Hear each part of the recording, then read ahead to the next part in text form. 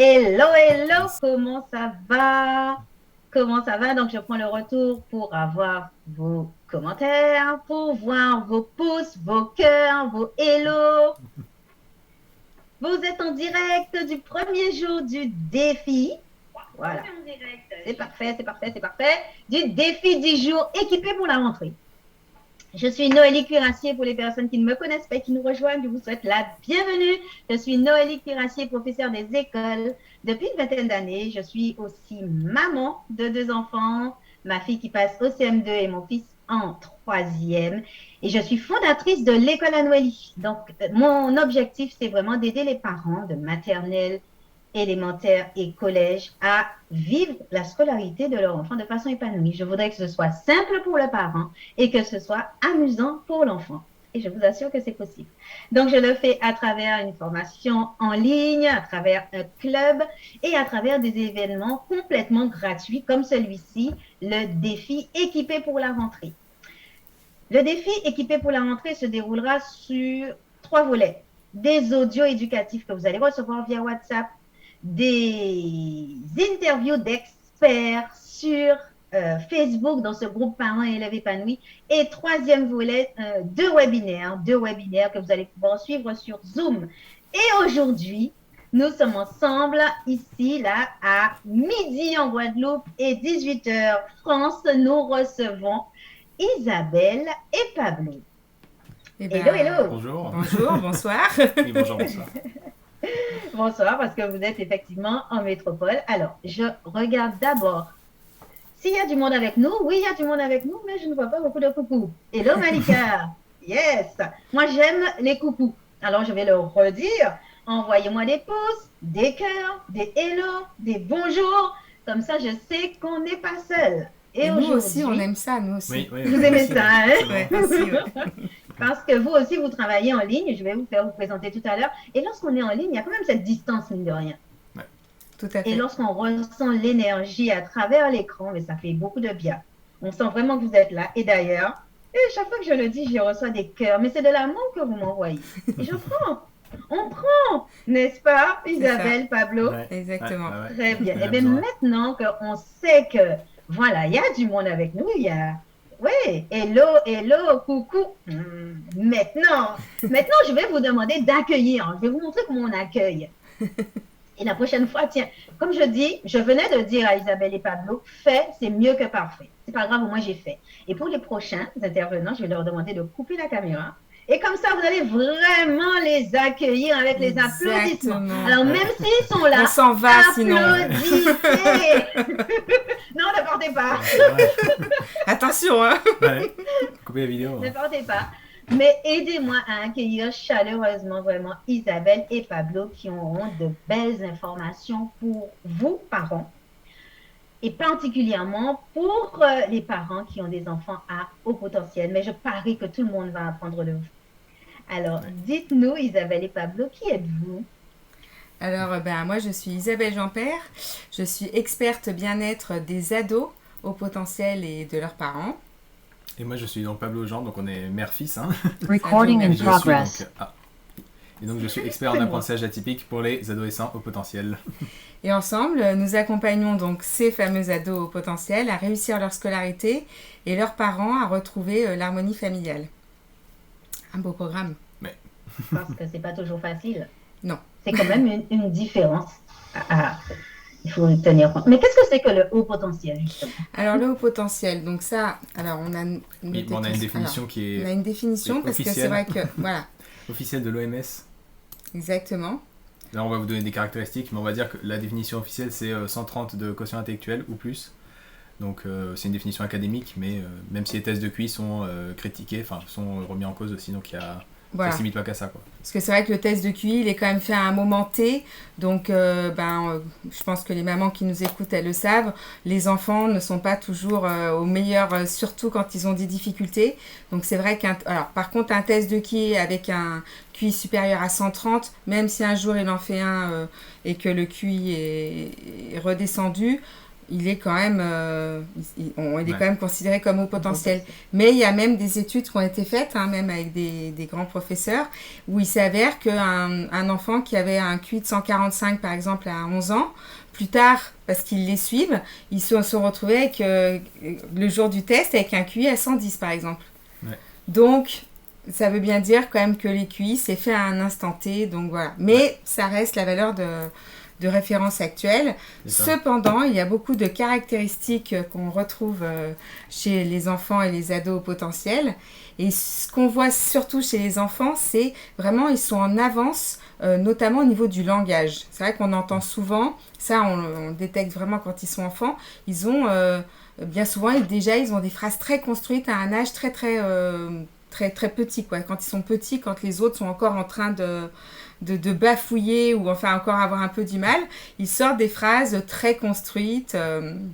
Donc ça, c'est vrai qu'on c'est quelque chose qu'on détecte assez rapidement. Bien souvent, ils acquièrent toutes les choses comme la marche, des choses comme ça, vraiment en avance. Par exemple, Pablo, pour le citer, hein, bon, il a marché à 10 mois. Bon, alors forcément, certains vont dire c'est pas bien, il faut d'abord passer par Le 4 pattes. le 4 pattes, Pour tout les ça. troubles moteurs. Voilà. rattraper en avant. Exactement. Donc, il y a des avantages, mais il y a aussi forcément à chaque fois des petits inconvénients. Et plus tard, ce qu'on voit, c'est vraiment, ils ont un cerveau en fait qui bouillonne. C'est vraiment tout le temps, ils ont une façon de penser. Et c'est pour ça d'ailleurs qu'ils ont des difficultés, hélas, bien souvent à l'école, parce que leur moyen de fonctionnement part souvent dans tous les sens. Oui. Il y a vraiment une structure qui est complètement différente. Ou des fulgurances qui font que parfois c'est dur d'expliquer son raisonnement. Ça c'est compliqué, on va dire, au niveau scolaire. Voilà. De plus, parce que c'est bien d'avoir un haut potentiel, mais souvent il y a des petits troubles 10 associés. Donc souvent on a une dyspraxie, une dyslexie, une dysorthographie, et d'ailleurs souvent les parents, on leur dit d'abord un peu les défauts entre guillemets de leur enfant. C'est un peu comme ça qu'ils sont souvent mis sur la piste d'un éventuel haut potentiel. Parce que d'abord on leur dit, voilà, votre enfant, il est agité, donc souvent ça c'est un peu de l'hyperactivité, il a des troubles dysfonctionnels de l'attention, il écrit pas bien, enfin souvent en fait ils sont amenés par ce biais-là, d'abord par les côtés un peu négatifs qui sont pas forcément, il n'y a pas forcément un haut potentiel derrière, mais ça peut être un signe. Et le signe aussi c'est souvent ils n'ont pas les mêmes centres d'intérêt, notamment à l'adolescence, vraiment à l'entrée en collège. C'est vraiment là en fait que vraiment on voit vraiment la différence, c'est à dire qu'il y a vraiment c'est vraiment à ce moment-là que le fossé s'élargit de plus en plus. Ils n'ont pas du tout les mêmes centres d'intérêt que leur père en fait. C'est ça. D'autant plus que souvent, ça arrive assez souvent, ils ont sauté 1 ou 2 classes. Donc, ça ne s'améliore pas. Ce n'est pas tant les domaines qu'ils aimeraient ou pas. C'est surtout que, comme en plus ils font plus petits, c'est normal puisqu'ils ont sauté 1 ou 2 classes. Du coup, ça accentue cette différence, on va dire, avec leurs copains de classe. Voilà. Sachant qu'il y a la maturité affective, on parle souvent de ça, mais parfois il y a un décalage en fait entre la maturité affective et intellectuelle. C'est elle est presque inversée par rapport aux autres en fait. C'est presque ça. Souvent ils sont intellectuellement très en avance, et à contrario, émotionnellement, ils ont encore besoin de beaucoup plus de câlins, de beaucoup plus d'attention. Donc parfois on pense que ils ne le sont pas, mais c'est bien des hauts potentiels. Pas plus tard qu'hier, je crois, il y a une maman qui me disait que son enfant, on lui a proposé de sauter une classe, donc en fait là il rentre, elle me disait, il rentre une bonne année d'avance. Il rentre au CP, il a un niveau fin de CP, il rentre tout juste au CP. Mais on lui a proposé le passage anticipé, c'est-à-dire sauter une classe, mais l'enfant a dit non. C'est-à-dire que l'enfant arrive à sentir si il a envie de rester avec ses camarades, qu'il a encore envie de jouer. Et moi, j'ai déjà vu le cas où il y a des enfants qui ont été, je dis parachutés, si vous voulez, en classe, la classe supérieure d'après, et qui le vivent mal. Oui. C'est vraiment quelque chose à bien surveiller, voire faire la demande vraiment de psychologue. Bien évidemment, de toute façon, c'est régularisé, c'est réglementé, mais il faut tenir compte de cela parce qu'il y a des enfants qui regrettent de ne plus pouvoir jouer, de rentrer dans un cadre beaucoup plus strict, en tout cas surtout entre la maternelle et l'élémentaire, et ça peut laisser des blessures et faire des dégâts.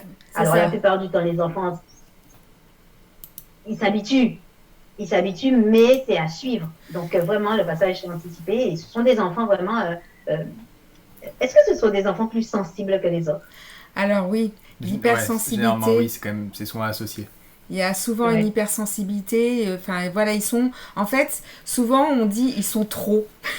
Ils sont soit trop, soit pas assez. Et c'est justement là le problème, c'est qu'en fait, souvent ils ont une vie... Alors, quand ils sont petits, comme tu l'as dit Noélie, et c'est vrai que justement, la maternelle, CP, tout ça, c'est pas vraiment une bonne période finalement pour leur faire sauter des classes, parce qu'effectivement, l'école est encore... Il y a quand même un côté, bon, peut-être que tu n'as pas aimé, mais il y a quand même un côté encore un petit peu ludique, qui fait que finalement, l'enfant, même, il n'a pas encore vraiment ce sentiment d'ennui. Le problème du haut potentiel, c'est que rapidement, plus il avance en fait à l'école, plus il va ressentir un ennui. Et c'est à ce moment-là qu'éventuellement, effectivement, l'idée de sauter une classe, ou en tout cas d'aller plus vite, maintenant il y a des collèges comme ça où ils font aussi le cursus plus rapidement, c'est surtout parce qu'en fait ils s'ennuient. Mais effectivement, quand ils sont plus petits, finalement, ils sont avec leurs copains, ils s'amusent, ils sont bien, ils n'ont pas encore ce switch. Après, souvent, les enfants, ils ont une très grande capacité d'adaptation aussi. Donc, souvent, c'est le moment. C'est le moment, ouais. Et non, moi, je pense que quand ça s'impose, effectivement, un enfant qui s'ennuie, c'est un enfant qui sera plus agité et à qui on va trouver encore plus de troubles de l'attention, tout simplement, parce qu'il termine vite et puis il n'a plus rien à faire. Donc, il s'agite, il bouge, comme vous avez dit, le cerveau est en pleine ébullition, il a envie de faire beaucoup de choses. C'est classique. Donc, effectivement, quelquefois, il faut prendre la bonne décision pour son enfant et ce n'est pas très évident. Voilà, c'est exactement ça. Mon fils passe en grande section, il a été diagnostiqué l'année dernière, mais nous parents le savaient déjà, c'est extrêmement difficile à l'école, la vie en groupe et le comportement pas top. Mais voilà, c'est un petit peu ça. Et on disait, il peut refuser de faire un exercice sous prétexte de l'avoir déjà fait à la maison, quand bien même l'activité n'était pas identique, mais similaire.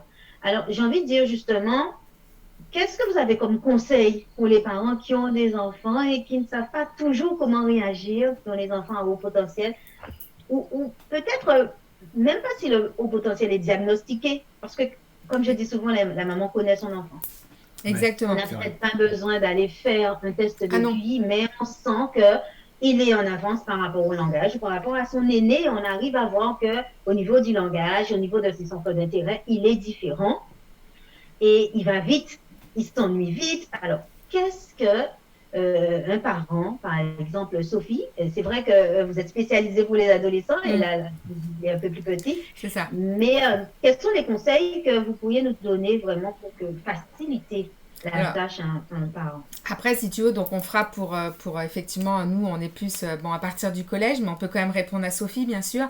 C'est vrai qu'il faut arriver à lui faire comprendre que à l'école, il y a des codes et que c'est pas toujours marrant, c'est pas toujours la fête, et que si il continue comme ça à s'ennuyer et à avoir du mal effectivement à faire des choses qu'il a déjà appris par lui-même, on va essayer de trouver des solutions. C'est important qu'il soit compris, qu'il soit entendu, parce que souvent quand on dit à un enfant oui mais bon on verra machin, bon bah du coup ils se sont pas compris, et du coup la frustration va se grossir, et du coup ça va être encore pire. Donc lui faire comprendre que bon bah voilà, l'école il y a des codes, mais on a bien noté qu'il avait du mal.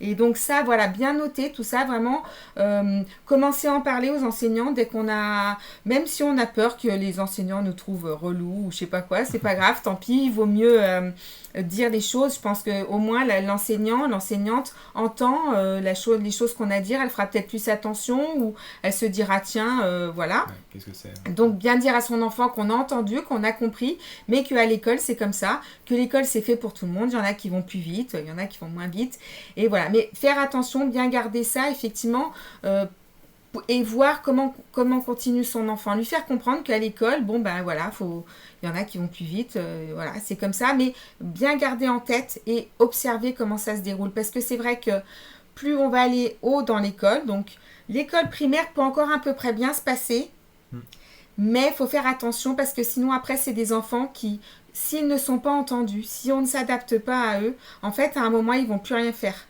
Ou alors ils vont faire le bazar. On a un peu ce deux, mais souvent un haut potentiel il va s'écraser un peu et il va avoir tendance à justement écraser son potentiel, soit à faire comme les autres, c'est-à-dire à ne pas montrer qu'il est bon, soit à, comme il ne comprend pas, parce qu'il y a, même dans les hauts potentiels, il y a plusieurs profils. Il y a ceux qui sont faits pour l'école, on va dire, traditionnelle, et d'autres où c'est plus difficile.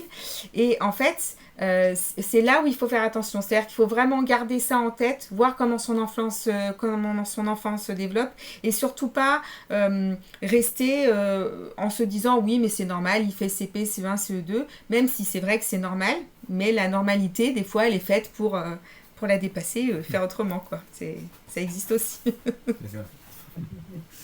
Merci pour Sophie, merci pour la réponse. Je sais pas si ça lui a Mettez-nous un petit pouce si vous êtes là toujours et si ça vous parle. Voilà. Est-ce que tu aurais donc, par exemple, des conseils peut-être plus pour les adolescents? Allons-y, hein, tant qu'à faire. Exactement. Alors, le premier conseil qu'on donne aux adolescents, surtout, c'est d'avoir un objectif, en fait.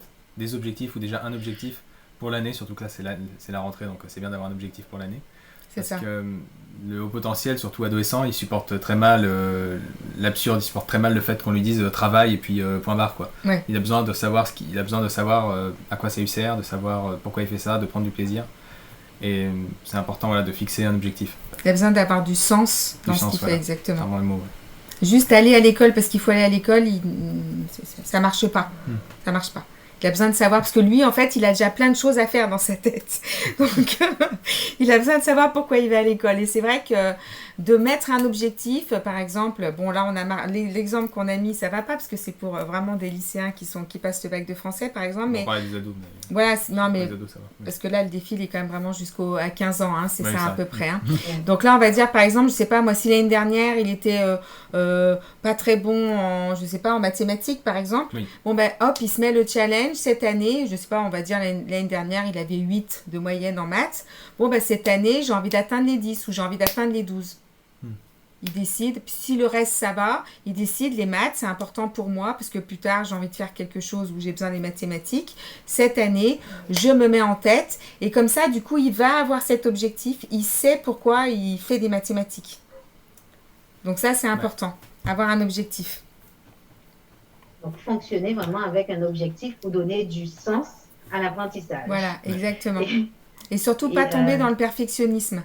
Parce que un haut potentiel, par exemple, on va dire un haut potentiel, à l'école, il va se retrouver à être très bon en anglais. Bon.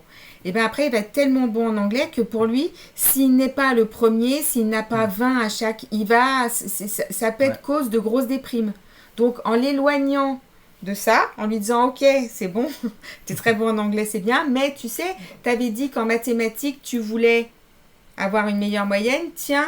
Du coup, ça le ramène, et comme ils adorent les challenges, ça le ramène dans ce challenge-là, et ça lui évite aussi ce côté perfectionnisme qui peut faire des ravages. C'est ça. Ou alors, donc l'enfant peut être aussi perfectionniste, s'imposer des objectifs quelquefois élevés et être frustré s'il ne réussit pas. Mais souvent aussi, je pense qu'il y a des parents qui voient que l'enfant réussit avec facilité et qui veulent qu'il se dépasse.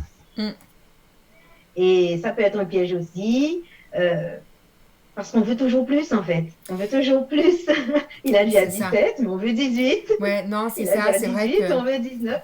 Parce qu'on voit peut-être qu'il réussit facilement et que c'est à sa portée.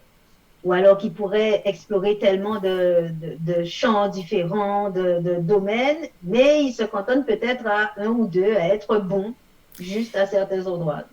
Ouais, alors nous, en fait, c'est vrai que nous, ce qu'on leur explique vraiment aux parents, parce que c'est vrai qu'en fait, quand on accompagne un adolescent, on accompagne aussi forcément la famille, hein, c'est quelque chose de global. C'est vrai qu'on leur explique qu'en fait, la scolarité, c'est un passage, en fait. C'est pas à l'école qu'ils vont apprendre à être heureux, c'est pas à l'école qu'ils vont à même apprendre un métier, hein, c'est après. Donc, il faut vraiment qu'ils se tranquillisent par rapport à ça. S'ils ont envie que leur enfant surpasse ses capacités, faut chercher à côté. C'est-à-dire que, par exemple, je sais pas, moi, s'il est passionné par l'astronomie, parce que je sais qu'il y a demain, il y a une spécialiste de l'astronomie et de l'astrologie, par exemple. C'est souvent un sujet qui revient chez Haut Potentiel, c'est pour ça. Qu'il arrive mais à l'école, en fait, il faut faire attention parce qu'après, sinon, ils peuvent vraiment tomber dans une recherche d'être tout le temps le premier, dans une de compétition. Et voilà, ce qui n'est pas forcément mauvais en soi, hein, mais chez un haut potentiel, ça peut vraiment se transformer en quelque chose d'obsessionnel et vraiment quelque chose où il va vraiment rester cantonné là-dedans parce qu'on ne lui proposera rien à côté ou qu'il n'aura pas lui-même trouvé d'autres possibilités à côté, comme par exemple, souvent ils sont créatifs, donc faire des activités créatives ou des choses comme ça, peut-être qu'il ne l'aura pas trouvé ou dans un sport, donc du coup il va se focaliser là-dessus et ça peut vraiment devenir quelque chose de vraiment très douloureux, quoi. Donc c'est vrai que on essaye de détendre aussi les parents par rapport à ça. Oui, c'est évident. Et Pablo, est-ce que toi, tu es un enfant... Est-ce que tu es un enfant au potentiel? Enfant. Oui. Ado, grand est-ce ado. Que tu as été ado au potentiel? Ouais, et est-ce que tu étais... comment tu l'as vécu, en fait? Bah, c'était un parcours assez varié et puis assez plein d'obstacles, hein, honnêtement. En fait, moi, l'école, ça a commencé, on va dire que j'ai eu de l'attrait quoi, pour l'école. Au début, j'avais vraiment envie, je me suis dit, mais je vais apprendre plein de choses, ça va être génial, voilà.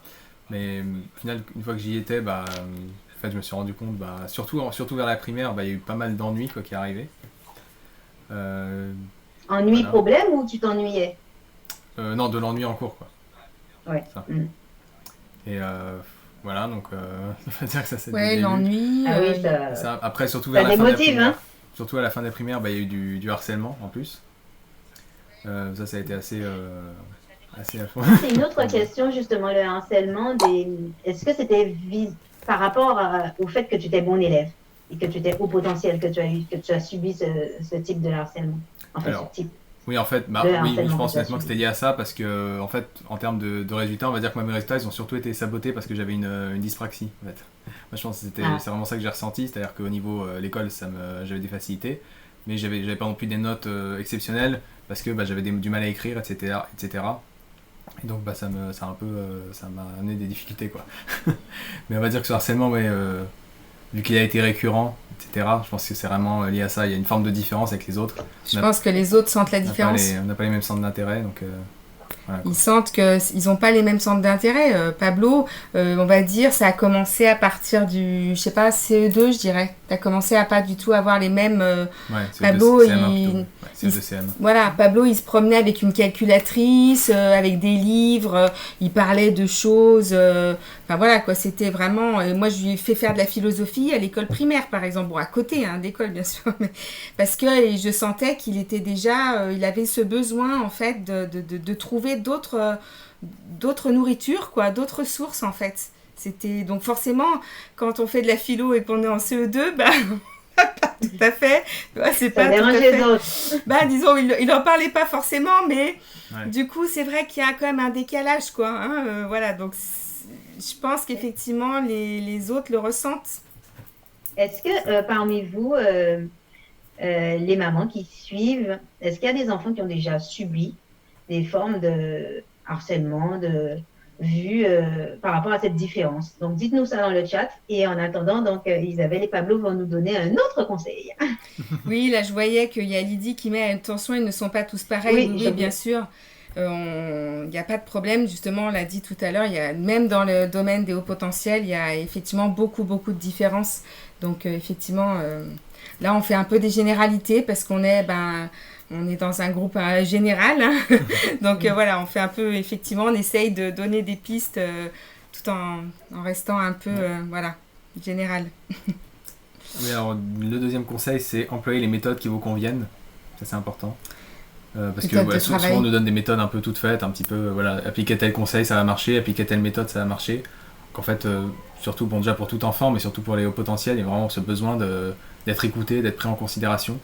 Et c'est pour ça qu'il faut vraiment trouver des méthodes adaptées à sa particularité. Exactement, si on est visuel, si on est auditif, pour réussir à, en fait, ce qu'on apprend, par exemple, même si les choses qu'on apprend à l'école, si on est plus auditif ou si on est plus visuel, arriver vraiment à trouver ses points forts pour réussir à vraiment optimiser la façon dont on apprend. Comme on a plus de mal, souvent, alors je suis désolée, je sais que je fais un peu de la généralité, mais on va dire un haut potentiel ou un enfant atypique, comme c'est pas la façon dont il lui-même se nourrit à côté, en fait, les choses qu'il apprend à l'école, elles ne vont pas rentrer forcément de façon optimale. Ça va pas rentrer comme il faut en lui en fait. Et du coup, en sachant là où il est bon, c'est par exemple s'il est plus auditif ou plus visuel, et par exemple s'enregistrer soi-même les leçons qu'on a à faire ou des choses comme ça va lui permettre en fait de mieux comprendre les choses qu'il a à faire à l'école, parce qu'il faut quand même qu'il arrive à les faire. C'est mieux. Donc, notez cette astuce, hein, vraiment, c'est privilégier le canal de chaque enfant. Mais pour ça, c'est vrai qu'il faut connaître. Il faut déjà que l'enfant se connaisse et que le parent connaisse son enfant. Exactement. Savoir s'il apprend mieux grâce au visuel et il mémorise mieux grâce au visuel, à l'auditif ou par d'autres moyens. Moi, j'aime beaucoup dire, en tout cas chez les petits, de beaucoup manipuler et jouer, mais toucher, ressentir. Alors, on a une question. On a une réponse à ma question. Oui, car le sentiment de décalage se ressent dans le comportement de l'enfant qui s'isole. Il est en retrait ou à l'inverse, il surjoue. Oui. Quoi qu'il en soit, sa différence est perçue par les camarades qui ne sont pas toujours tendres. Ouais, c'est ça. Ouais. C'est ce qu'on disait tout à l'heure. C'est vrai que Pablo, c'est vraiment ce qu'il a... En fait, c'est un peu une proie idéale, en fait. D'une certaine façon, parce qu'on est plus réceptif, on est plus... Ils sont hypersensibles, donc forcément, ils sont aussi très empathiques. Donc, ils comprennent souvent la douleur que l'autre a. Donc, parce qu'un harceleur, souvent, c'est quelqu'un aussi qui est en souffrance. Enfin, c'est même sûr, parce qu'on parle d'enfants quand même. Donc, en fait, il sent ça. Donc, finalement, il reçoit ça. Et du coup, forcément, c'est une proie. Là où d'autres diraient, bon, c'est bon, voilà. En fait, l'enfant empathique va recevoir ça et va peut-être plus accepter. Donc, c'est vrai que c'est effectivement des proies faciles. Ouais. Et justement, ça va nous amener à la transition pour le 3e conseil, je pense. Yes. Pour pouvoir je vais juste dire aussi surmonter tout ça. Oui, pour le 2e conseil, ce qui est important aussi, c'est vraiment aussi, comme ils ont cette pensée en arborescence, je pense que les parents qui connaissent tout ça, ils savent aussi, il y a des mind maps. Travailler en mind map, ça se fait beaucoup maintenant. Il y a plein de logiciels comme ça. Même l'enfant, sur papier, ça fait... ou même sur papier, il prend la thématique puis il met comme ça les choses. Et c'est vrai que ça peut paraître brouillon à l'école, mais chez lui pour apprendre, il peut le faire en fait. Et l'aider en fait après à... Enfin moi c'est ce que je faisais avec Pablo, je disais tu notes puis après tu essayes de te faire un mini résumé. Donc en fait il a appris ça vachement tôt Pablo parce que sinon ça partait dans tous les sens. Et je lui disais mais non mais à l'école on te demande pas ça en fait. Pas oublier qu'à l'école on demande certaines choses pour suivre un process en fait, et donc rester dans cette chose là et pas partir. Pablo il me sortait des trucs pas possibles quoi, donc je disais non c'est pas possible, ça va pas du tout. Le hors sujet c'est typique du haut potentiel, il est toujours à côté de la plaque quoi. Je disais mais tout le temps ou alors il commence bien mais après ça part là et là ça revient, ça repart, enfin voilà quoi. Pour le préparer pour le bac de français c'était quelque chose. Puis après il y a aussi un peu plus jeune, c'est explique ton raisonnement vachement. C'est vachement oui d'accord, t'as le résultat c'est bien, t'as raisonné vite, t'as eu le résultat tout de suite, mais il est où ton raisonnement? C'est ça. Ça c'est aussi, ah oui, parce que lui il savait multiplier tout seul en fait, il s'était appris tout seul à multiplier, mais à l'école forcément on apprend un cheminement, il faut passer par l'addition, tout ça, on pose et c'était un drame parce que il comprenait pas pourquoi on lui demandait ça en fait, il disait mais je comprends pas, c'est-à-dire qu'il fallait lui apprendre, donc c'est compliqué, donc voilà, faut arriver comme ça à trouver des méthodes pour vraiment que l'école soit la moins douloureuse possible, et même j'ai envie de dire plutôt agréable si on peut quoi, c'est encore mieux. C'est ça. Alors, vous imaginez vraiment dans une classe où on a des hauts potentiels, on a des enfants en difficulté, on en a qui sont peut-être 10, peut-être, etc. C'est très difficile à gérer. C'est ça. C'est pour ça que les parents devaient savoir déjà mettre un nom ou pas, mais en tout cas des caractéristiques sur votre enfant. Et comme Lydie le disait, c'est très important, chaque enfant est différent. Oui, Même s'il est haut exactement. potentiel, il a sa personnalité, ses caractéristiques. Donc, vraiment, bien connaître son enfant, à mon avis, c'est important pour pouvoir l'accompagner et l'aider à vivre, on peut dire, cette différence parce que ça peut être perçu pour certains comme un poids Oui, douloureux c'est ça. Faut pas que et ça ça devienne peut un être poids. Mm. plus facile à vivre pour d'autres. Voilà, donc chacun aussi son expérience de vie. Mais en tout cas, alors pour les personnes qui viennent de nous rejoindre, le premier conseil, c'était vraiment se donner un objectif. Alors, OK pour les ados et pour les enfants qui sont à l'élémentaire, ben, j'ai envie de dire les parents, aidez votre enfant à cibler au moins un objectif principal. Ah Et oui, le par deuxième rapport à conseil, l'objectif. vas-y, Oui, c'est vrai, par oui, rapport à l'objectif, oui, je crois qu'on lui a dit à Sophie, hein, c'est ça. Oui, ben en fait, il faut réussir à lui expliquer qu'effectivement, à l'école, il y a un process à suivre. Et donc, c'est ce que je disais tout à l'heure, essayer de lui expliquer que voilà, c'est le process, lui faire comprendre, parce que c'est important aussi pour la socialisation, que en fait, ben, il fait partie d'un groupe et que bon, ben, il y en a qui vont plus vite, tout ça, tout en gardant quand même bien l'idée qu'il ne faut pas que ça devienne non plus un poids, c'est-à-dire qu'effectivement, je crois qu'il y a quelqu'un qui l'a noté, il me semble que c'est Abida, effectivement, il ne faut pas non plus qu'il s'écrase en disant ok, c'est comme ça. Je ne sais plus dans quel livre on rigolait parce que il y avait un exemple comme ça d'un enfant en fait qui savait lire en fait.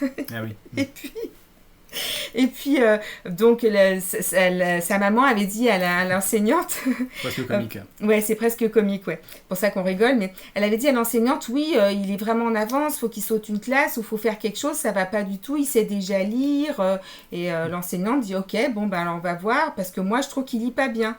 Donc dans la classe, elle dit à cet enfant de parler, de lire, alors qu'il commence la petite maison. Alors l'enseignante a dit bah vous voyez, pour moi c'est pas quelqu'un, il sait lire mais c'est pas quelqu'un qui sait bien lire. Vous m'avez dit qu'il savait lire comme ça.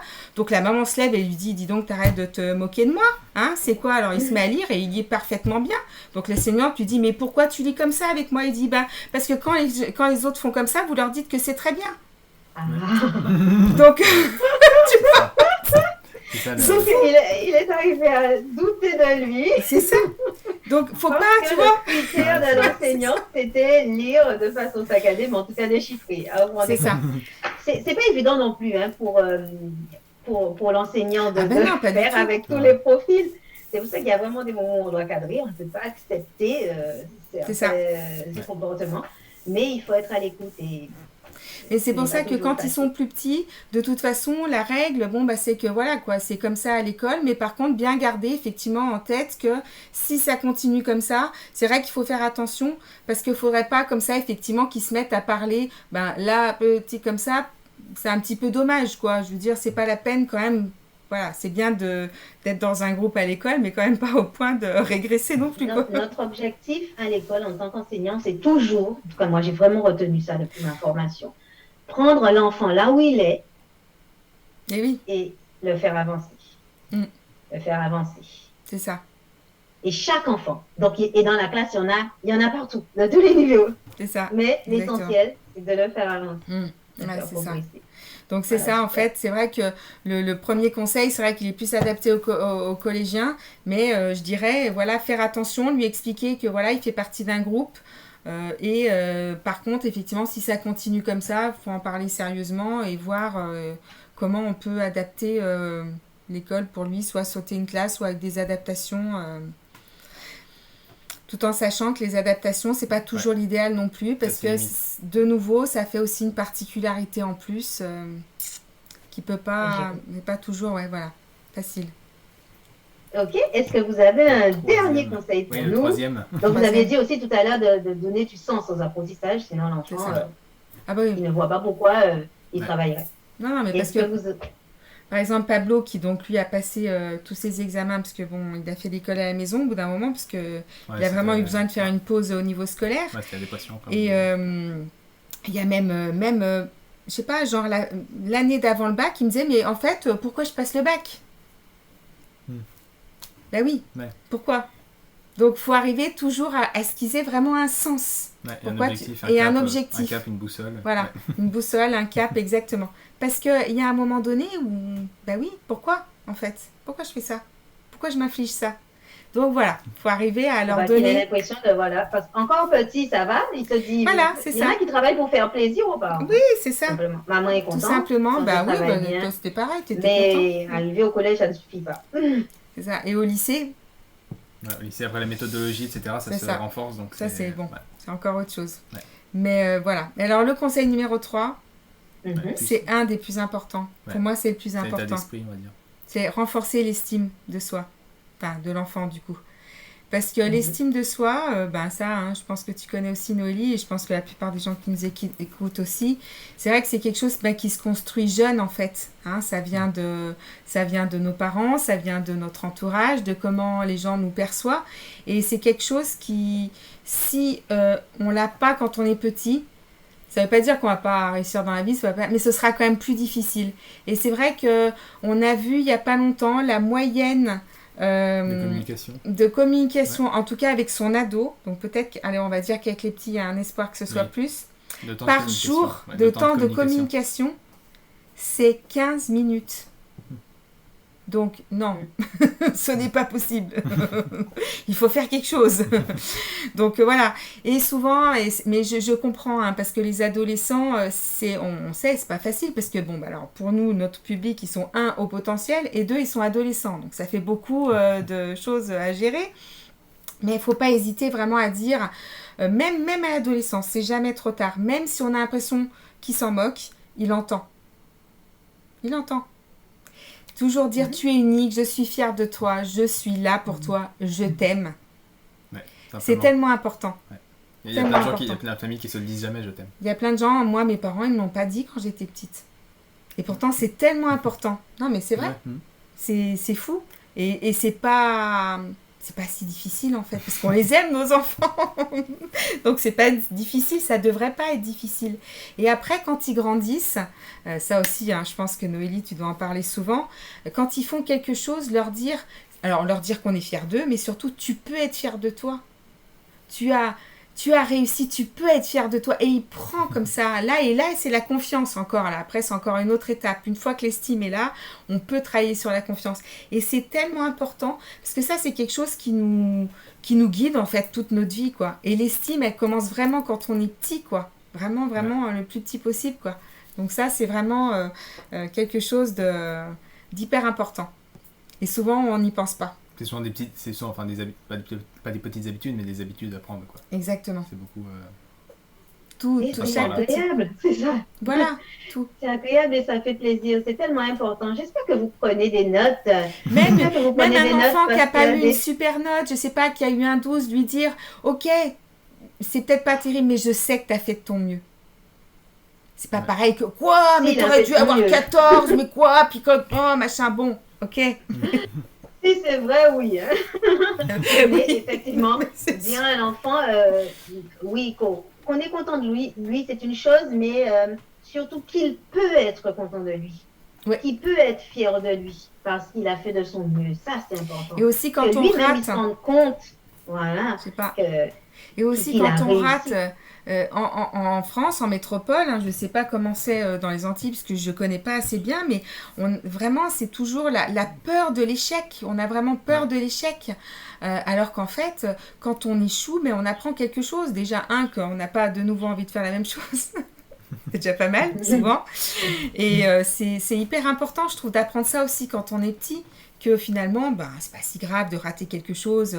On apprend que on n'a plus envie de rater, qu'on va faire mieux. C'est important aussi, quoi. C'est notre culture, effectivement. Et je suis vraiment contente d'avoir des invités. Je crois que je vais faire ça plus souvent. Parce que vous allez vraiment dans le sens de ce que je dis, ce que je répète. Mais là, c'est dit par d'autres personnes. C'est ça. Autrement. Mais le statut de l'erreur a vraiment sa place. Et dans notre vécu et dans notre société, on a malheureusement une mauvaise connotation à l'erreur. C'est des ratures, c'est le stylo rouge à l'école, c'est pas bon, c'est des notes, c'est 0 sur 10.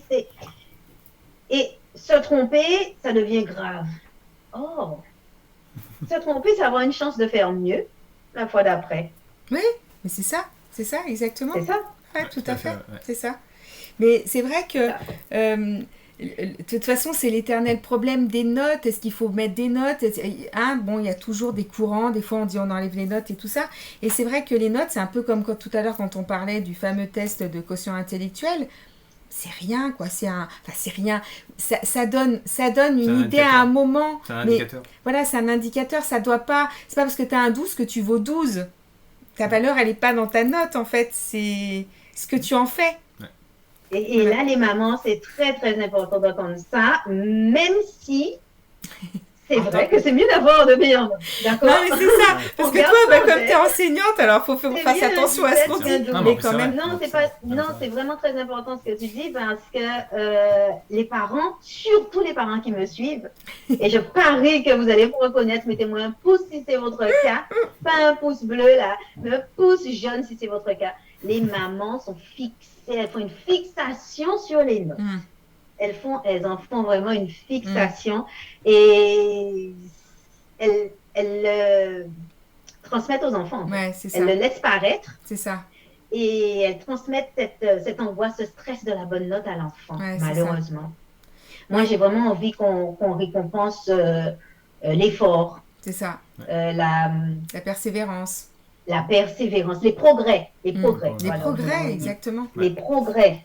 Les progrès, ça c'est important. Exactement. Donc, alors, on a quelques questions. On a beaucoup de difficultés à l'apprentissage des tables de multiplication. Ni le visuel, ni l'auditif ne fonctionnent pour l'instant. Je pense qu'il y a obligatoirement quelque chose qui fonctionne. Ça peut être kinesthésique. Et puis attention, parce que les tables de multiplication, ça c'est pareil, c'est... C'est un peu, c'est un petit truc, souvent les hauts potentiels n'apprennent jamais les tables de multiplication. Je sais pas si c'est bien de le dire là, mais... On peut tout dire. On peut tout dire. Moi, par exemple, je les ai jamais apprises et Pablo ne les a jamais appris non plus. Ouais, je connais les carrés, moi. Les carrés, 1 au carré, 2 au carré, 3 au carré. Voilà. En général, pareil, c'est quelque chose qui est... Comme c'est pas... Comment dire? Il y a presque pas de logique. Les tables de multiplication, c'est trop... Donc du coup, il va chercher d'autres moyens. Non, mais surtout, le calcul mental, souvent, ils sont bons en calcul mental. Donc c'est ils ça. disent... en fait, ça me prend c'est tellement rapide de faire calcul que c'est pas beaucoup de temps. temps. Pas l'utilité. C'est ça. Bon, alors chut, hein. Vous dites pas à vos enfants. Faire un calcul. Non, je crois comprendre, mais je comprends pas tout. Parce que c'est faire un calcul multiplié. Donc, qu'est-ce qu'il fait? L'addition et l'itéré? Non, apprendre, tu sais, les tables de multiplication par cœur, en fait.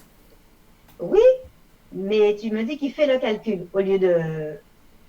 Donc, il trouve le résultat. Oui, il trouve le résultat. Il prend le temps de chercher le résultat. Voilà, il trouve le résultat pour lui, apprendre par cœur. Il ne voit pas l'utilité la plupart du temps, encore une fois. Attention, c'est pas tous sont pas comme ça. Ils ont la capacité de trouver le résultat rapidement. Et en fait, c'est ça que nous, on demande. Que l'enfant arrive à trouver le résultat rapidement. Il y arrive. Mais pas qu'il récite. C'est ça aussi, les parents. C'est ça. C'est pas vraiment ce qui est... Mais ça. Le problème, c'est que nous, enseignants, on dit apprendre. Ouais. Apprendre les tables. Mais pour moi, apprendre, c'est savoir restituer. Exactement. Ouais. Parce que moi, ça ne m'aide pas. Si tu viens 5 fois 1, 5, 5 fois 2, 10, 5 fois 3. Non, tu dois connaître. Quand je te t'interroge 5 fois 7, quelle que soit la méthode, quelle que soit la méthode que tu utilises, parce qu'il y a les méthodes des doigts.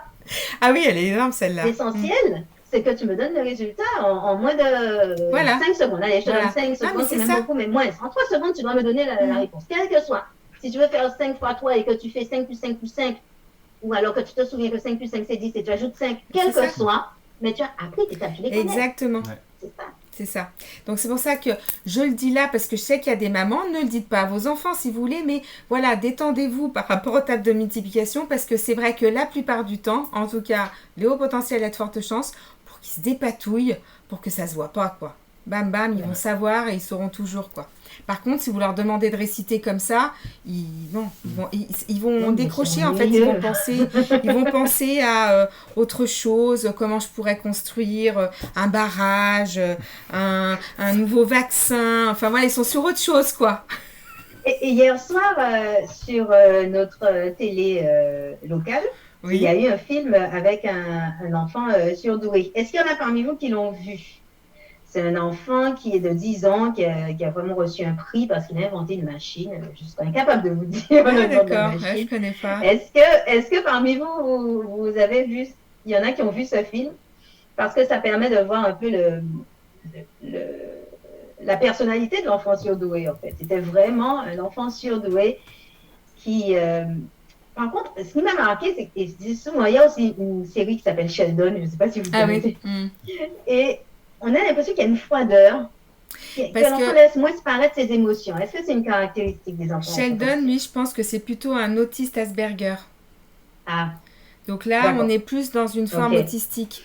Alors, il y a plusieurs courants, hein. Il y en a qui disent que le haut potentiel, c'est déjà un peu en route vers Ok. l'autisme Asperger. Il y a vraiment, en fait, si tu veux, c'est vraiment, il y a plein de...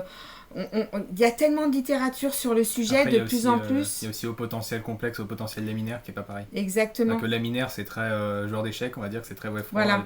Alors que C'est ceux qu'on va voir dans les séries, ouais, justement. complexe, c'est plus artiste, voilà, un haut QI, mais aussi ce côté très émotionnel, très. Sensible. Voilà, c'est ça. Voilà. Donc tu peux effectivement avoir comme ça, on dit toujours, il y a quand même aussi des grands criminels, hein, même, qui sont au potentiel. On ne dira pas leur nom, parce que ça leur ferait trop d'honneur, mais donc il peut vraiment y avoir le meilleur comme le pire. Hein. C'est pour ça qu'il ne faut pas se focaliser sur lui, il faut vraiment faire un bilan, Voilà. faut vraiment faire un bilan au niveau de la Oui, personnalité. ça c'est bien que tu le dises, De la effectivement. personnalité, voilà, Si vous faites le passer... chiffre en soi. Si vous faites passer des tests de quotient intellectuel, en fait, si vous voulez, le chiffre, si vous allez chez quelqu'un qui vous donne juste un chiffre, j'ai envie de vous dire, vous n'êtes pas au bon endroit. Vraiment que c'est quelqu'un qui analyse vraiment le comportement de votre enfant. Qui il est, en fait, pourquoi, comment il pense. Et ça, c'est vraiment important. À la limite, même plus que, vous pouvez, je sais pas moi, avoir même 110 ou 120 QI, ce qui est déjà bien, et vraiment avoir un fonctionnement de haut potentiel. Et à contrario, avoir un truc très élevé. Et si parce vous... qu'il y a des hauts voilà. potentiels qui vont bien et qui ne seront jamais diagnostiqués, qui vont très bien vivre. Hein. Oui. Un enfant au potentiel qui est diagnostiqué, donc quand il est à l'école, c'est souvent parce que ça se passe pas bien à l'école. Quand ça se passe bien, des fois, le test n'est pas fait en fait. C'est souvent parce que ça se passe bien, ça se passe mal que le test est fait finalement. Donc voilà, on peut totalement passer à côté de la chose. Et c'est ce que ça revient à dire ce que Lydie disait, chaque enfant, chaque profil, chaque enfant, chaque être est différent de toute façon. Alors chaque être à haut potentiel est différent. Voilà. C'est ça. Exactement. Ben, merci pour cette mine d'informations, Isabelle et Pablo. Merci à toi, merci à vous tous. Je ne sais pas si on a répondu à toutes les questions. Alors, on a eu juste, on a Abida qui a dit que la pensée en arborescence, dont on a parlé tout à l'heure, est une chose extraordinaire. Mais du coup, c'est difficile de la mobiliser dans le carcan de l'école et de ses méthodes d'apprentissage. Donc, c'est exactement ce qu'on disait. Abida, tu confirmes vraiment que adapter ce mode de pensée à une classe, à différents élèves, avec un professeur qui peut-être n'a pas été formé à comprendre et à cerner certains profils, c'est pas toujours facile. Mais tu sais que les psychologues qui sont formés pour passer les tests de QI ne sont pas tous très... c'est pas toujours mirobolant. Hein. Donc franchement... faut faire confiance. C'est compliqué quoi. Je pense que voilà, quand vous faites accompagner, que vous avez un enfant au potentiel, que ce soit pour faire un test de QI, que ce soit pour autre chose, vraiment suivre, comme tu l'as dit tout à l'heure, suivre son intuition. On sait en tant que parent quand ça va ou quand ça va pas. Après, nous, des fois, on se trompe, on pense que si, on pense que ça. Mais par rapport à l'extérieur, en général, on sait.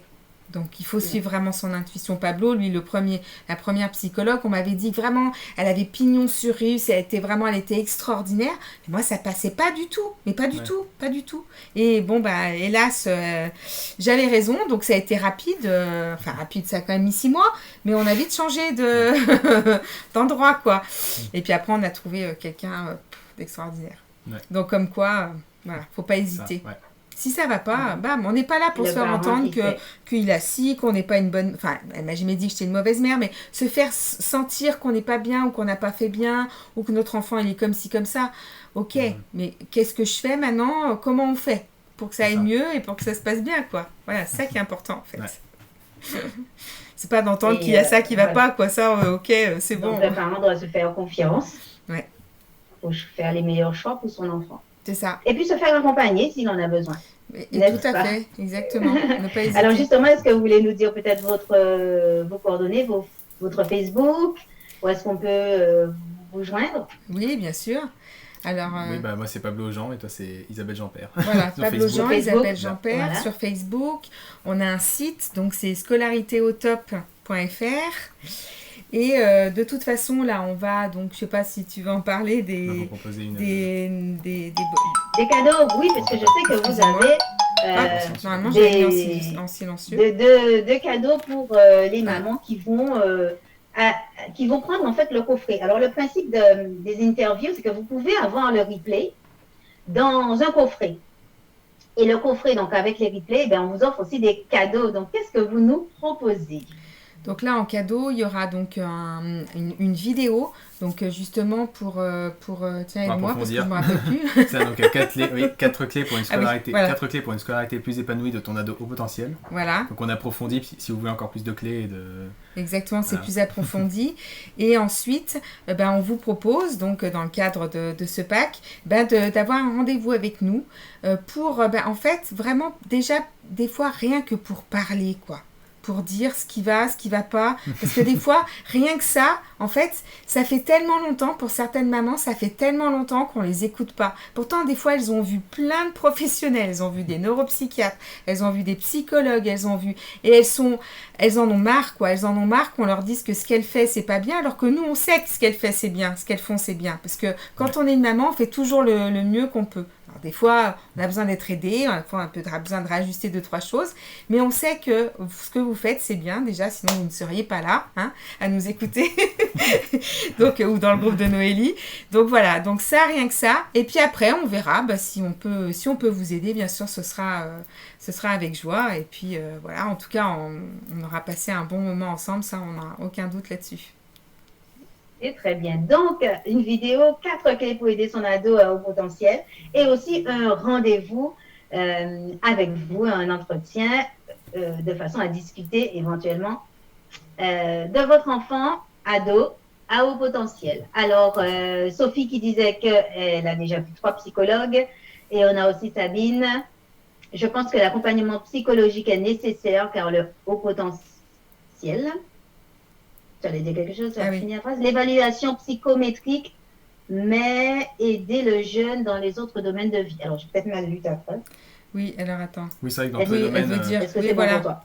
Oui, alors, Sabine nous dit, je pense que l'accompagnement psychologique est nécessaire.